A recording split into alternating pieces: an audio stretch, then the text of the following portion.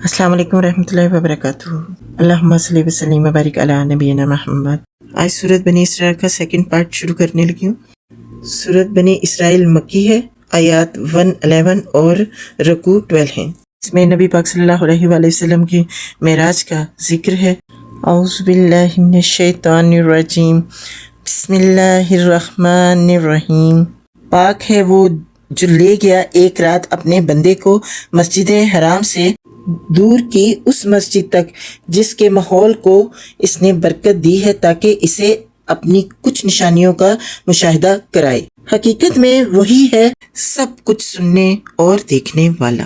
ہم نے اس سے پہلے موسیٰ علیہ السلام کو کتاب دی تھی اور اسے بنی اسرائیل کے لیے ذریعہ ہدایت بنایا تھا، اس تاکید کے ساتھ کہ میرے سوا کسی کو اپنا وکیل نہ بنانا۔ تم ان لوگوں کی اولاد ہو جنہیں ہم نے نوح علیہ السلام کے ساتھ کشتی پر سوار کیا تھا، اور نوح علیہ السلام ایک شکر گزار بندہ تھا۔ پھر ہم نے اپنی کتاب میں بنی اسرائیل کو اس بات پر بھی متنبہ کر دیا تھا کہ تم 2 مرتبہ زمین پر فساد عظیم برپا کرو گے اور بڑی سرکشی دکھاؤ گے۔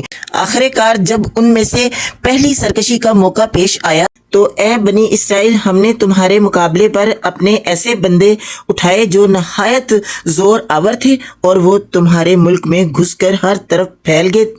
یہ ایک وعدہ تھا جسے پورا ہو کر ہی رہنا تھا۔ اس کے بعد ہم نے تمہیں ان پر غلبے کا موقع دے دیا اور تمہیں مال اور اولاد سے مدد دی اور تمہاری تعداد پہلے سے بڑھا دی۔ دیکھو تم نے بھلائی کی تو وہ تمہارے اپنے ہی لیے بھلائی تھی، اور برائی کی تو وہ تمہاری اپنی ذات کے لیے برائی ثابت ہوئی۔ پھر جب دوسرے وعدے کا وقت آیا تو ہم نے دوسرے دشمنوں کو تم پر مسلط کیا تاکہ وہ تمہارے چہرے بگاڑ دے اور مسجد بیت المقدس میں اسی طرح گھس جائے جس طرح پہلے دشمن گھسے تھے، اور جس چیز پر ان کا ہاتھ پڑے اسے تباہ کر کے رکھ دے۔ ہو سکتا ہے کہ اب تمہارا رب تم پر رحم کرے، لیکن اگر تم نے پھر اپنی سابق روش کا اعادہ کیا تو ہم بھی پھر اپنی سزا کا اعادہ کریں گے۔ اور کافر نعمت لوگوں کے لیے ہم نے جہنم کو قید خانہ بنا رکھا ہے۔ حقیقت یہ ہے کہ یہ قرآن وہ راہ دکھاتا ہے جو بالکل سیدھی ہے۔ جو لوگ اسے مان کر بھلے کا کام کرنے لگیں انہیں یہ بشارت دیتا ہے کہ اس کے لیے بڑا اجر ہے، اور جو لوگ آخرت کو نہ مانیں انہیں یہ خبر دیتا ہے کہ ان کے لیے ہم نے دردناک عذاب مہیا کر رکھا ہے۔ انسان شر اس طرح مانگتا ہے جس طرح خیر مانگنی چاہیے۔ انسان بڑا ہی جلد باز واقع ہوا ہے۔ دیکھو ہم نے رات اور دن کو 2 نشانیاں بنایا ہے۔ رات کی نشانی کو ہم نے بے نور بنایا اور دن کی نشانی کو روشن کر دیا تاکہ تم اپنے رب کا فضل تلاش کر سکو اور ماہ و سال کا حساب معلوم کر سکو۔ اسی طرح ہم نے ہر چیز کو الگ الگ ترتیب کر کے رکھا ہے۔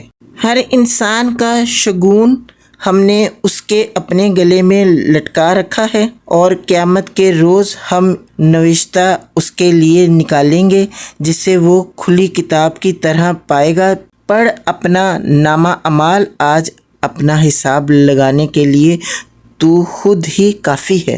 جو کوئی راہ راست اختیار کرے اس کی راست روی اس کے اپنے ہی لیے مفید ہے، اور جو گمراہ ہو اس کی گمراہی کا وبال اسی پر ہے۔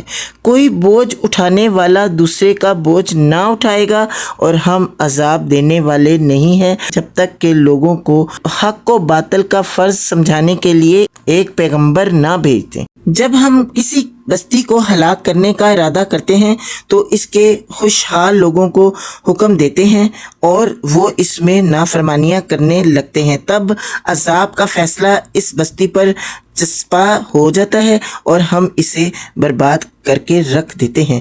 دیکھ لو کتنی ہی نسلیں ہیں جو نوح کے بعد ہمارے حکم سے ہلاک ہوئیں۔ تیرا رب اپنے بندوں کے گناہوں سے پوری طرح باخبر ہے اور سب کچھ دیکھ رہا ہے۔ جو کوئی عاجلہ کا خواہش مند ہو اسے یہی ہم دے دیتے ہیں، اور جو کچھ بھی جسے دینا چاہیے پھر اس کے مقسوم میں جہنم لکھ دیتے ہیں، جسے وہ تاپے کا ملامت زدہ اور رحمت سے مرحوم ہو کر اور آخرت کا خواہش مند ہو اور اس کے لیے صحیح کرے جیسی کہ اس کے لیے صحیح کرنی چاہیے، اور ہو وہ مومن تو اسے ہر شخص کی صحیح مشکور ہوگی۔ ان کو بھی اور ان کو بھی، دونوں فریقوں کو ہم دنیا میں سامان زست دیے جا رہے ہیں۔ یہ تیرے رب کا عطیہ ہے اور تیرے رب کی عطا کو روکنے والا کوئی نہیں ہے۔ مگر دیکھ لو دنیا ہی میں ہم نے ایک گروہ کو دوسرے پر کیسی فضیلت دے رکھی ہے، اور آخرت میں اس کے درجے اور بھی زیادہ ہوں گے اور اس کی فضیلت اور بھی زیادہ بڑھ چڑھ کر ہوگی۔ تو اللہ کے ساتھ کوئی دوسرا معبود نہ بنا، ورنہ ملامت زدہ اور بے یارو مددگار بیٹھا رہ جائے گا۔ تیرے رب نے فیصلہ کر دیا ہے کہ تم لوگ کسی کی عبادت نہ کرو مگر صرف اس کی۔ والدین کے ساتھ نیک سلوک کرو، اگر تمہارے پاس ان میں سے کوئی ایک یا دونوں بوڑھے ہو کر رہیں تو انہیں اف تک نہ کہو، نہ انہیں جھڑک کر جواب دو، بلکہ ان سے احترام کے ساتھ بات کرو۔ نرمی و رحم کے ساتھ ان کے سامنے جھک کر رہو اور دعا کیا کرو کہ پروردگار ان پر رحم فرما، جس طرح انہوں نے رحمت و شفقت کے ساتھ مجھے بچپن میں پالا تھا۔ رب ارحمہما کما ربیانی صغیرا، یہ دعا ہمیں پڑھنی چاہیے۔ اور ربی جلی مقیم الصلاۃ ومن ذریتی ربنا وتقبل دعا ربنا اغفر لی ولوالدی وللمؤمنین یوم یقوم الحساب، یہ دونوں دعائیں ہمیں پڑھنی چاہیے۔ تمہارا رب خوب جانتا ہے کہ تمہارے دلوں میں کیا ہے، اگر تم صالح بن کر رہو تو وہ ایسے سب لوگوں کے لیے درگزر کرنے والا ہے جو اپنے قصور پر تنبیہ ہو کر بندگی کے رویے کی طرف پلٹ آئے۔ تیسرا، رشتہ دار کو اس کا حق دو اور مسکین اور مسافر کو اس کا حق۔ فضول خرچی نہ کرو، فضول خرچ لوگ شیطان کے بھائی ہیں اور شیطان اپنے رب کا ناشکرا ہے۔ پانچواں، اگر ان سے یعنی حاجت مند رشتہ داروں، مسکینوں اور مسافروں سے تمہیں کترانا ہو، اس بنا پر کہ ابھی تم اللہ کی اس رحمت کو جس کے تم امیدوار ہو تلاش کر رہے ہو، تو انہیں نرم جواب دے دو۔ چھٹا، نہ تو اپنا ہاتھ گردن سے باندھ رکھو اور نہ اسے بالکل ہی کھلا چھوڑ دو کہ ملامت زدہ اور عاجز بن کر رہ جاؤ۔ تیرا رب جس کے لیے چاہتا ہے رزق کشادہ کرتا ہے اور جس کے لیے چاہتا ہے تنگ کر دیتا ہے۔ وہ اپنے بندوں کے حال سے باخبر ہے اور انہیں دیکھ رہا ہے۔ ساتواں، اپنی اولاد کو افلاس کے اندیشے سے قتل نہ کرو، ہم انہیں بھی رزق دیں گے اور تمہیں بھی، در حقیقت ان کا قتل ایک بڑی خطا ہے۔ آٹھواں، زنا کے قریب نہ بھٹکو، وہ بہت برا فعل ہے اور بڑا ہی برا راستہ۔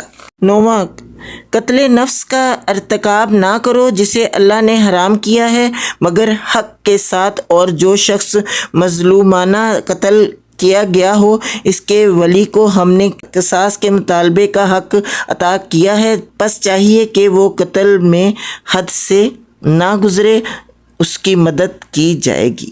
مال یتیم کے پاس نہ بھٹکو مگر احسن طریقے سے، یہاں تک کہ وہ اپنے شباب کو پہنچ جائے۔ 11واں، عہد کی پابندی کرو، بے شک عہد کے بارے میں تم کو جواب دہی کرنی ہوگی۔ 12واں، پیمانے سے دو تو پورا بھر کر دو اور تولو تو ٹھیک ترازو سے تولو، یہ اچھا طریقہ ہے اور واضح انجام بھی یہی بہتر ہے۔